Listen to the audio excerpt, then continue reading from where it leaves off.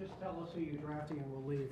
I wish I knew. I'm trying to figure out. At 25, it's a little bit harder than 5 and 7 to come up with names. Joe, what position group, when you look at this draft, what position group do you feel is maybe the deepest? That's a good question. I mean, there's depth at different parts throughout the draft at all positions, so I mean, it's hard to pinpoint one. Again, based on where you're picking, like if you're at a certain part of the draft, there may be a run on 4 or 5 players of that draft, so the depth's, the top of the draft at a certain position, then it's gone, and now there's no longer depth at that position. So I think there's position of value across all positions, throughout the draft, just depending on where you're picking. But I'm not going to identify one being stronger than the other, just where the value matches up with where you have them on the board. What do you feel about the idea that this isn't an especially strong draft in the first round and that teams don't have an exorbitant number of first rounders maybe compared to the past? Yeah, again, I don't know where everybody else has people on their board. I know that, we're going through the process now of who may or may not be there, and, we're pretty confident there will be a player there that we like. Do you have 25 first-round grades? I'm not going to get into how many first-round grades that we have. We have guys in the first round that we like, and we're pretty confident that there will be somebody there when we pick a 25 that we'll be happy with. Joe, when you look at the COVID kids who are granted an extra year of eligibility, does that help or hurt this draft, considering some of those guys are now older prospects? Yeah, there are more players, that when we're going through it that are 24, 25 years old, that you don't usually see that. You see it sometimes at certain schools, but there are more of those players. But we look at it, each individual case-by-case basis. If there's an injury history or they're a smaller school or whatever it may be on the player, and then does that affect their age, their position? So we look on them on an individual basis. Rarely does that come into to play and deter us from drafting somebody. Joe, where do things stand with Saquon? Like, are you guys still negotiating, or with him not here at the moment? No, nothing's changed since we talked. Whatever that was, 3 weeks ago, 4 weeks ago.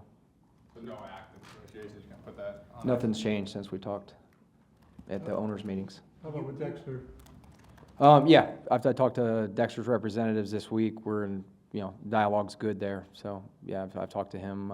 Again, it's hard this time of year. We're deep into the draft and the draft prep. So, but yeah, we've had good conversations with Dexter's representatives, and we'll see where that stands here moving forward. With Saquon, do you have a next contract offer in your head that you would, I'm just going to get through the draft right now. Again, we're my focus right now is solely on that. So. There's no rush right now. I just want to get through the draft and then step back after that and, see what the roster looks like and, go from there. Knowing what I just wanted to follow with Dexter a second. Knowing that you've said on the record that you want to get something done and you're negotiating, is it disappointing at all that Dexter chose not to come here, or are you fine with that you'd rather not be here than when you're going through this? What was the quote? It's April 17th. I'm not going to give you that, but no, I mean it's voluntary. So yeah, if Dexter chooses not to be here, that's his decision. Dexter knows how we feel about him, and he knows he's an important part of the organization. And there's a business side to it too. But these him showing up for the off-season program is voluntary. Joe, you guys had obviously had discussions with Saquon previously, and there was numbers that kind of been widely reported. Free agency seems to have changed the running back market dramatically. Does that then alter your approach in how much you may or may not be willing to devote to that position in terms of finances? No, again, I haven't really.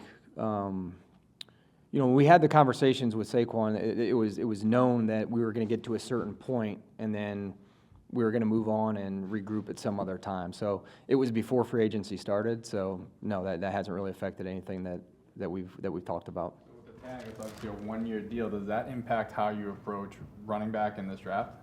No, again, there's players of all positions that are in the mix at 25, and I'm not going to rule any position out. Joe, you have a pretty young team as it is. Can you realistically add 10 more, at least, rookies to your roster, or would you like to, package some of those to move up so you have less than 10 picks, or trade a pick for a veteran player rather than have 10 more young guys on an already young roster? Yeah, that's a good question, and, we'll see how the draft plays out. I mean, right now we have 10, so as we're going through it, if there's somebody we want to move up for, we have some extra draft capital to do that.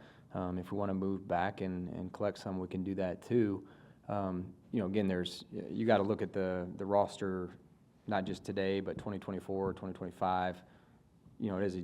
Who's coming up. Again, financially, there's some players that are making pretty good chunk of money on our team and some contracts on the horizon potentially. So, those young cost-controlled players for 4 years that can be contributors, whether it's a role on offense or defense, 4 core special teams guys. So, I think it's important to continue to build depth and competition, and that's what we'll try to do with those picks. Does that also include trading for like a pick for a veteran guy like you did with Waller? Is that something you're still open to? Yeah, we'll always pursue any type of opportunity to better the roster, whether it's trade, draft, late round, college free agency, whatever it is, definitely. Joe, how important is it when you look at the roster and the guys you might draft, when you look at roster duplication, where you say, well, for example, we have a smaller slot receiver, we don't need to get another one. We have, this kind of a slot cornerback, we don't need to get another one, or do you just say, no, we're going to just get the guys in and we'll figure it out? There's a little bit of that on offense. I think Dave's, that's one of his strengths, him and Mike Kafka, taking, the pieces that you have and then trying to accentuate what they do best. But we've had really good dialogue with the coaches this week. We're still doing it. We did it all morning. Certain players and just going through what their role and utilization will be on the roster, first down, second down, third, what's their fourth down value. So if there's any discrepancies or, question from our part on what their role will be, we try to clear the air now on that. So, come draft day, we've had all these conversations, and if they're at a certain value, how they'll be utilized. So, they come in different size, shapes, speeds, but we're going through all those conversations right now. Is that easier? As far as obviously you're not, thirsty to get a left tackle, you know what I mean? I would assume. But, as far as receivers and things like that, there's a big group of them.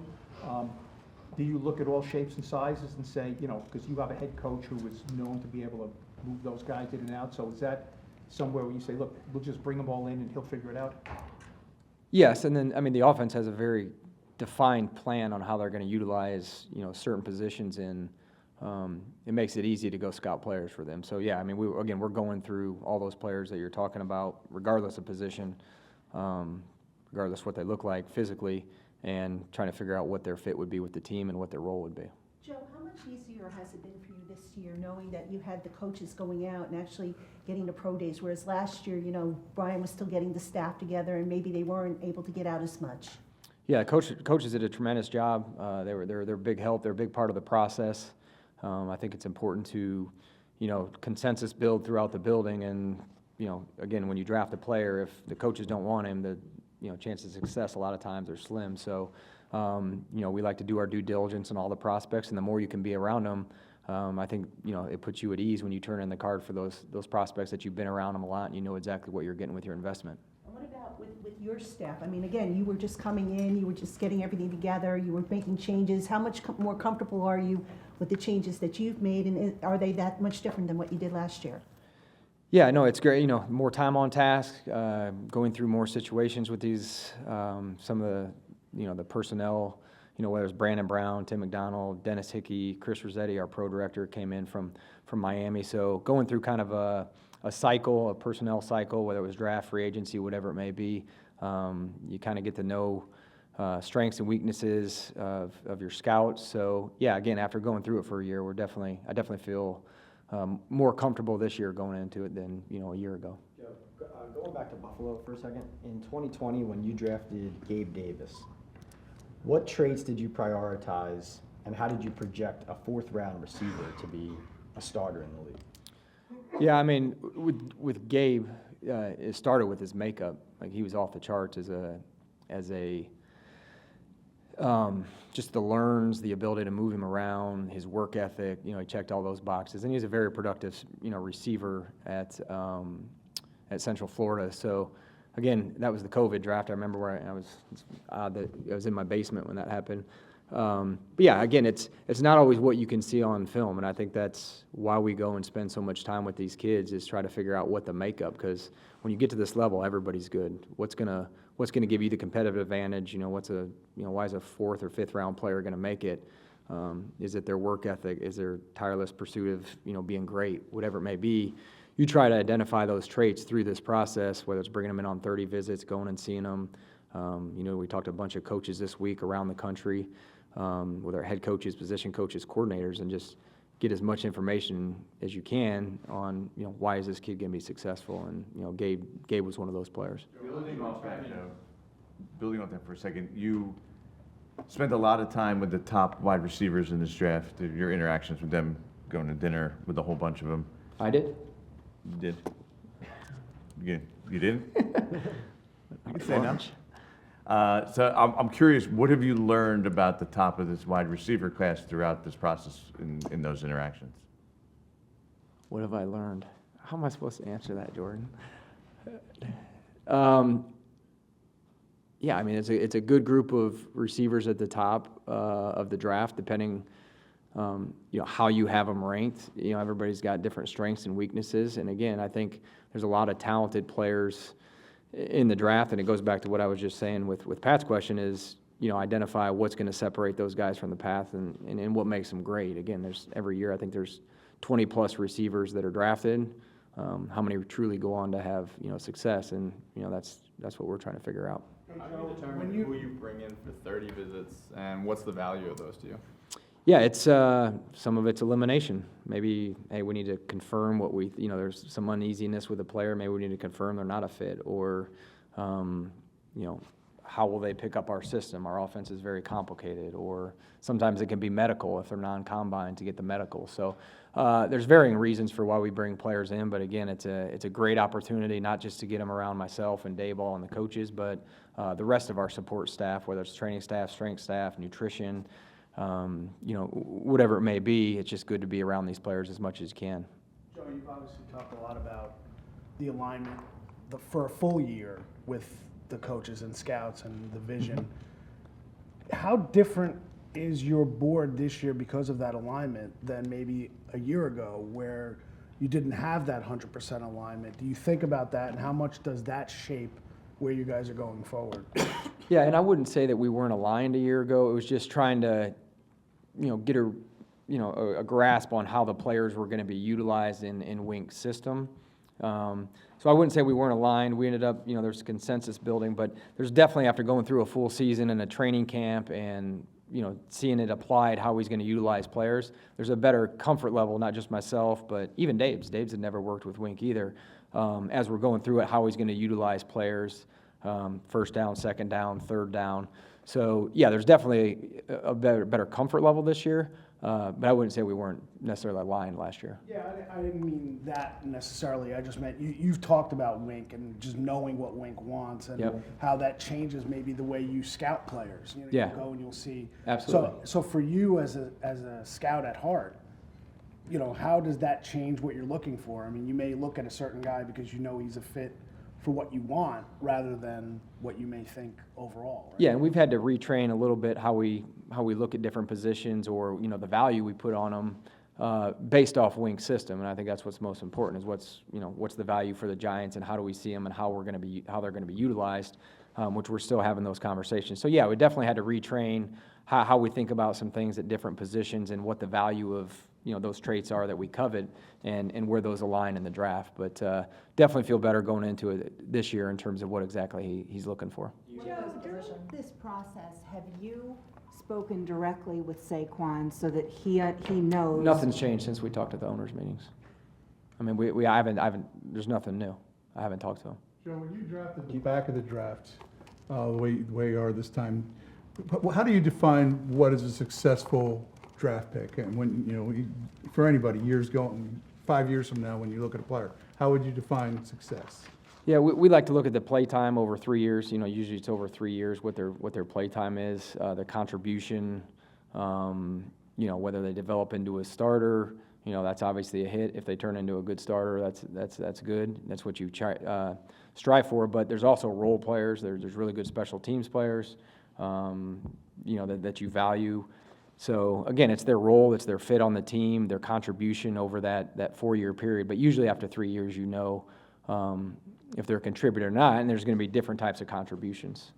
Joe, a quick follow-up to Art's question, you mentioned kind of changing the way you view positions. What positions for you personally, I guess, have you changed your outlook the most on, kind of the way you evaluate? Yeah, it's the front seven. It's just a different defense than I've been in, so it's really the front seven. Joe, is there danger to that? I mean, you know, you're building the team for the next 3, 4, 5, 6, 7 years.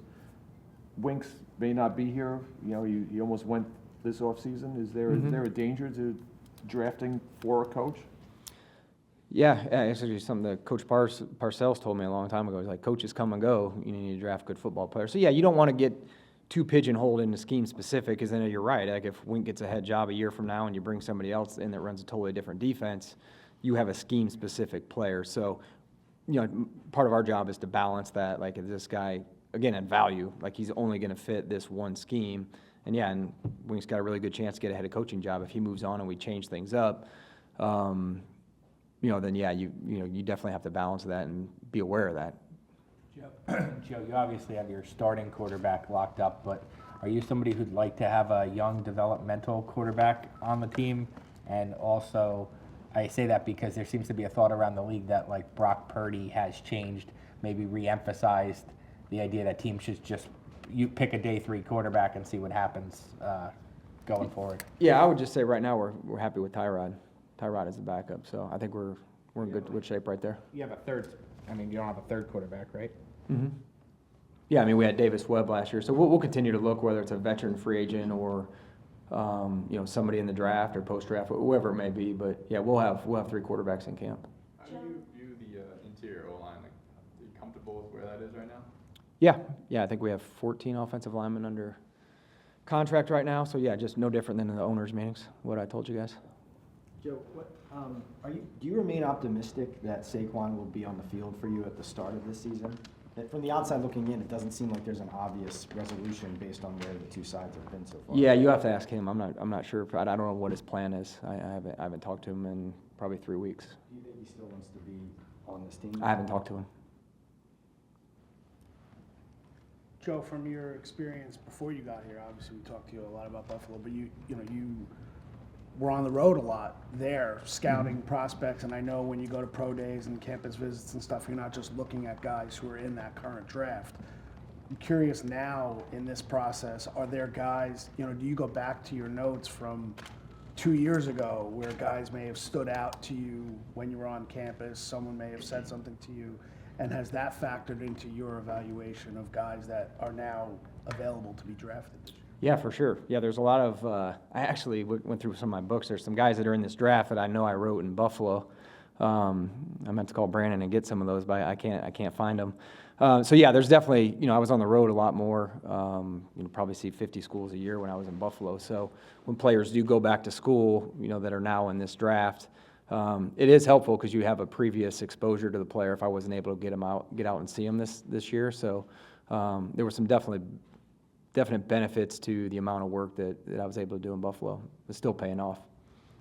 Joe, on Dexter, when a position's market keeps resetting in an off season, how do you balance as a GM, between not letting that dictate what you pay, but also trying to properly pay the player?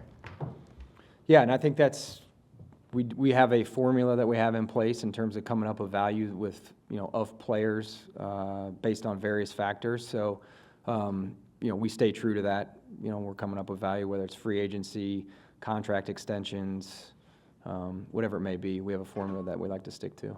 The new deals enter that equation, and maybe yeah, same deal. Like anytime you're paying a player, whether it's outside the building or inside the building, we come up with a value, what we think is fair, and you create a case on why you see the value where it is, and again, it takes 2 to get a deal done. Is Bijan Robinson by far the best back in this class? And how do you feel about running backs in the first round? It's always become a big issue, obviously. Yeah, I think there's several good backs in the draft. And again, if it's a good player and a team decides to take them and they have success for their system, then I don't think you can go wrong with taking good football players. So again, I don't want to pigeonhole myself into saying I would never take a certain position in the first round. So yeah, it's a good running back class. It's got some depth to it, and Bijan's a good player. Joe, when you're constructing your roster, how much of your decision-making is impacted not just by your own system, but combating what division rivals or contenders do well? Yeah, I think you always have to look at that because that's the ultimate goal is to win the division. So when you're building your team, you obviously want to get the coaches, what they want in order to run their schemes and execute their schemes at a high level. But you also have to look at the division. If there's, I reflect on when I was in Miami and they had, Gronk all those years. You're looking for some sort of linebacker that could match up and cover Gronk, and it was just impossible to find somebody that could do that. So if there are players or schemes or whatever it may be throughout the division, you're always looking at that and studying it and seeing how you can maybe counter one of their strengths. Do you believe, Joe, one of your traits is that you're able to separate emotion from team building, or when you have a player who has been a good giant, but maybe financially or when team building and resources doesn't really make sense to build? I mean, do you find you're good at separating those two things, and if so, where'd you kind of learn that trait? Yeah, no, not really. No, it's tough. Again, these guys, they're around, they work hard. We had a heck of a season last year, and you become close with them, and it's hard. But you have to separate it. I'm not going to say I'm good at it because there's a human element on both sides for them and myself. But there is a business side to it, and yeah, again, in a perfect world, there's no salary cap, and you can make everybody happy and pay everybody. But that's something I haven't been through before. Last year, we didn't really, we didn't extend anybody from our roster. It was signing some people from outside the building. So after going through a season with the players and then, this next step of the process, whether it's extending or players leaving the organization, yeah, the human element, I mean, that part stinks because you do like all these guys and, they put in a lot of work for you and, again, starting this time last year. So it's tough to separate the business and the human element. Just the way Dabes and I, are around the building and getting to know the players, maybe we do that more than most. But you do become attached, I mean, for sure. You traded back a few times last year. We haven't seen you trade up. Just curious, what your philosophy on that is. I mean, would you be hesitant to dip into the next year's draft class to, pick from a future Yeah, draft? Dan, I'd be open to any of that. Yeah, I'm never going to rule it out. If it's the right player and the value aligns, I'd move up. If it was a future pick, I would do that too. Last year, just where we were financially, we needed as many depth pieces as we can. So moving back a couple times last year just made sense. It got us some more bodies that ended up contributing for us. So that was a little bit of the thought process that went into that.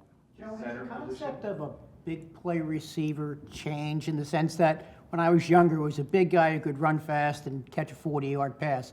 Is it now somebody who could catch a 15-yard pass and make it a 40-yard pass?